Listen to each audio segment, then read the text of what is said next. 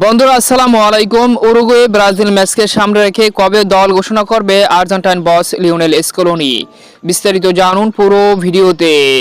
2025 সালের মার্চের উইন্ডো ঘনিয়ে আসছে, আর সেই উইন্ডোকে সামনে রেখে খুব শিগগিরই দল ঘোষণা করতে যাচ্ছে আর্জেন্টাইন বস লিওনেল স্কলোনি, যেখানে আর্জেন্টিনা মার্চের উইন্ডোতে খেলবে চিরপ্রতিদ্বন্দ্বী উরুগুয়ে এবং ব্রাজিলের বিপক্ষে। সুপার ক্লাসিকো হাই ভোল্টেজ এই দু ম্যাচে মার্চের উইন্ডোতে মুখোমুখি হতে যাচ্ছে বর্তমান বিশ্ব চ্যাম্পিয়ন টিম আর্জেন্টিনা, যেখানে মার্চের উইন্ডোর 22শে মার্চ মুখোমুখি হবে উরুগুয়ের বিপক্ষে এবং 26শে মার্চ মুখোমুখি হবে ব্রাজিলের বিপক্ষে আর্জেন্টিনা জাতীয় দল। আর সেই ম্যাচকে সামনে রেখে দল ঘোষণা করবে Argentine master mind Lionel Scaloni.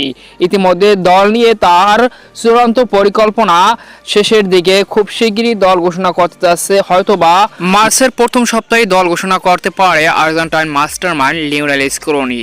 Lionel স্কলোনির বিগত দল ঘোষণাগুলো পর্যালোচনা করলে দেখতে পাই আমরা, ম্যাচ শুরুর প্রায় 15 দিন আগেই দল ঘোষণা করে লিওনেল স্কলোনি এবং সেই দল নিয়ে কন্ডিশনিং ক্যাম্প এবং রানিং ট্রেনিংয়ের মাধ্যমে নিজেদেরকে দুর্দান্তভাবে ঝালাই করে একটি বন্ডিং তৈরি করে সেই উইন্ডোর ম্যাচের জন্য। সেক্ষেত্রে হয়তোবা মার্চের প্রথম সপ্তাহে দল ঘোষণা করবে Argentine master mind Lionel Scaloni, কারণ মার্চের শেষ সপ্তাহে গিয়ে খেলবে আর্জেন্টিনা উরুগুয়ে ও ব্রাজিলের বিপক্ষে। তো দেখা যাক শেষ পর্যন্ত কেমন হয় আর্জেন্টিনার দল। তো নতুন কাকে কাকে দেখতে চান আর্জেন্টিনার দলে অবশ্যই কমেন্টসে জানিয়ে দিন।